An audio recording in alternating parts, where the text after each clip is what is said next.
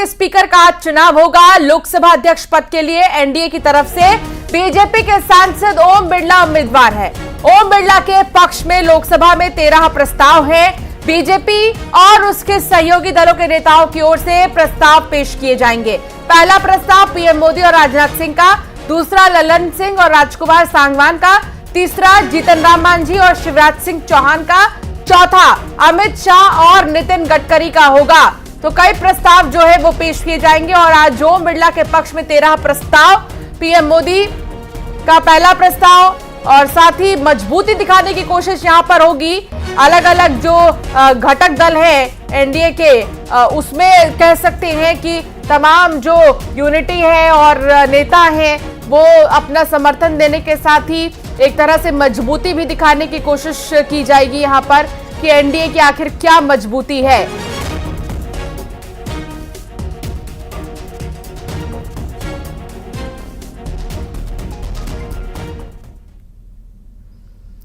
तो 18वीं लोकसभा के स्पीकर का आज चुनाव होगा। लोकसभा अध्यक्ष पद के लिए एनडीए की तरफ से बीजेपी के सांसद हैं ओम बिरला जो कि उम्मीदवार हैं, तो वहीं इंडिया गठबंधन की तरफ से कांग्रेस के वरिष्ठ सांसद के सुरेश उम्मीदवार हैं। आज सुबह लगभग 11 बजे स्पीकर पद के लिए वोटिंग होगी। लोकसभा में संख्या बल सत्ता पक्ष एनडीए के पक्ष में ही बताया जा रहा है। तो फिलहाल जो है बेहद ही महत्वपूर्ण ये कि संख्या बल सत्ता पक्ष के पास है, लेकिन विपक्ष ने उस परंपरा को बनाए रखने के लिए अपना उम्मीदवार उतारा है कि बगैर चुनाव के कुछ नहीं होता, भले ही संख्या बल ज्यादा क्यों ना हो, लेकिन उम्मीदवार हम उतारेंगे। ये विपक्ष का कहना, विपक्ष की सोच। और अब आमने सामने ओम बिरला और के सुरेश। तो स्पीकर चुनाव से बड़ी खबर जो आ रही है वो ये कि के सुरेश का समर्थन अब टीएमसी करती नजर आएगी, क्योंकि इससे पहले टीएमसी का समर्थन से जुड़ी कोई खबर नहीं आई थी, बल्कि टीएमसी नाराज हो गई थी कि क्यों नहीं राय मशवरा किया गया, उनसे क्यों नहीं पूछा गया। जब गठबंधन का हिस्सा है तो क्यों नहीं उनसे भी एक बार बातचीत की गई, जिसके बाद राहुल गांधी ने फोन पर बात की, मल्लिकार्जुन खड़गे से बातचीत हुई टीएमसी के कई नेताओं की, उसके बाद जाकर सहमति अब बन गई है।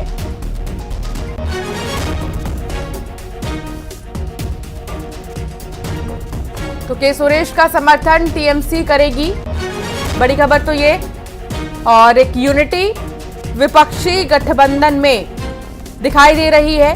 के सुरेश का समर्थन टीएमसी करती नजर आएगी, जो कि इससे पहले टीएमसी जो है नाराज चल रही थी अपने साथियों से। अब स्पीकर की रेस में दो बड़े चेहरे और दोनों ही बड़े चेहरों के साथ जितने भी लोग हैं वो एक मजबूती को दिखाते हुए नजर आ रहे हैं। आपस में कितनी मजबूती है, कितना सामंजस्य है, वो दिखाने की कोशिश भी की जा रही है। विनीत संवाददाता साथ जुड़ गए हैं। विनीत, आज 11 बजे बेहद ही महत्वपूर्ण दिन है। स्पीकर का जो चुनाव है वो हो जाएगा, लेकिन उससे भी बड़ी बात यह है ये मुकाबला जो काफी दिलचस्प हो चला है।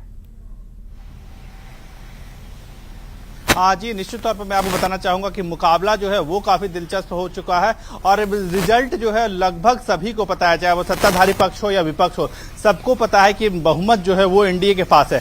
लेकिन सबकी कोशिश यह है कि जितने प्री पोल अलायंस में जितने उनके पास आंकड़े हैं, चाहे अगर हम एनडीए की बात करें तो उनकी पूरी तरह से कोशिश होगी कि प्री पोल अलायंस में उनके पास 292 का आंकड़ा जो है वो था। अब उनकी कोशिश यह है कि इससे अधिक जो है आंकड़े जो है वो अपने ओर लाया जाए और इसकी कवायद जो है वो बीजेपी की ओर से, एनडीए की ओर से लगातार की जा रही है। मैं आपको बताना चाहूंगा कि बीजेपी के जो लोग हैं, हमारे सूत्रों के हवाले से जो जानकारी मिल रही है उसके अनुसार बीजेपी के जो लोग हैं, एनडीए के जो लोग हैं वो बीजेडी से बात कर रहे हैं, क्योंकि अगर हम बात करें 2014 से लेकर के अभी तक जो है बीजेडी ने कई मौकों पर बीजेपी का साथ दिया है, एनडीए का साथ दिया है।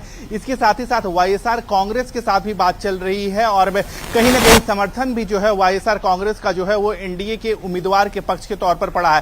तो निश्चित तौर पर बीजेपी और एनडीए की यह कोशिश है कि अपने आंकड़ों को बढ़ाया जाए, दुरुस्त किया जाए। इसके साथ ही साथ मैं आपको बताना चाहूंगा कि विपक्षी पार्टियां भी हैं, वह भी यह चाहेंगे कि उनके भी आंकड़े आंकड़े जो है वो दुरुस्त हो, इसको लेकर के जैसे कि पहले खबर आ रही थी कि जो ममता बनर्जी वे हैं वो नाराज चल रही हैं, क्योंकि टीएमसी के सांसदों से जब हमने बात की थी तब उनका साफ तौर पे कहना था कि लिए जो है वो विपक्षी पार्टी अपना उम्मीदवार खड़ा करेगी।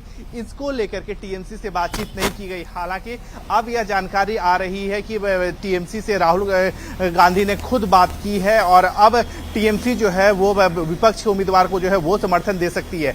लेकिन यहां पर इसके साथ ही साथ निर्दलीय सांसद भी जो है वो भी काफी महत्वपूर्ण हो जाते हैं और दोनों ही दल जो है वो अपनी ओर से प्रयास इस बार जो लोकसभा के स्पीकर का चुनाव है वो बहुत ज्यादा खास इसलिए भी है विनीत, क्योंकि पहला तो 1952 में, दूसरे बार 1976 में जो चुनाव है वो हो चुके हैं लोकसभा स्पीकर के लिए। इतिहास ऐसे रचेगा कि अगर ओम बिरला जीत जाते हैं चुनाव तो इतिहास में ऐसा पहली बार होगा जब एक ही चेहरा 2 बार स्पीकर बनेगा। जी निश्चित तौर पर अगर हम बात करें कि वे लगातार वे 2 बार जो है वो इससे पहले राम जाखड़ भी बन चुके थे, ओम बिरला भी जो है उनका भी काफी महत्वपूर्ण है। पिछले अगर हम 2 बार की बात करें तो उसमें जो है वो ओम बिरला ही एक ऐसे नाम है जो लगातार 2 बार जो है वो लोकसभा के अध्यक्ष जो है वो बनेंगे। लेकिन वे यहाँ पर लोकसभा अध्यक्ष जो है वो बनना उनका तय है, इसमें किसी को कोई कंफ्यूजन नहीं हो, चाहे वो सत्ताधारी पक्ष हो या विपक्ष हो। यहाँ पर मुकाबला जो है वो आंकड़ों को अपने दुरुस्त करने की बात में जो है वो चल रही है। इसके साथ ही साथ मैं आपको बताना चाहूंगा कि अभी जो हमें जानकारी मिल रही है उसके अनुसार जो एनडीए के जो घटक दल हैं उनके सांसदों की बैठक जो है वो विभिन्न जगहों पर चल रही है। जैसे अगर हम बात करें बिहार के सांसदों की बैठक जो है, एनडीए के सांसदों की बैठक जो है वो लल्लन सिंह, केंद्रीय मंत्री लल्लन सिंह के घर पर चल रही है। हरियाणा की जो सांसदों की बैठक है वो मनोहर लाल खट्टर के आवास पर चल रही है। इसके साथ ही साथ पंकज चौधरी के आवास पर यूपी के सांसदों की बैठक जो है वो चल रही है। गजेंद्र सिंह शेखावत के आवास पर राजस्थान के सांसदों की बैठक चल रही है। तो साफ तौर पर जो है चलिए ठीक है विनीत, बहुत शुक्रिया जानकारी साझा करने के लिए। तो बैठकों का सिलसिला हम देख रहे हैं अलग अलग जगहों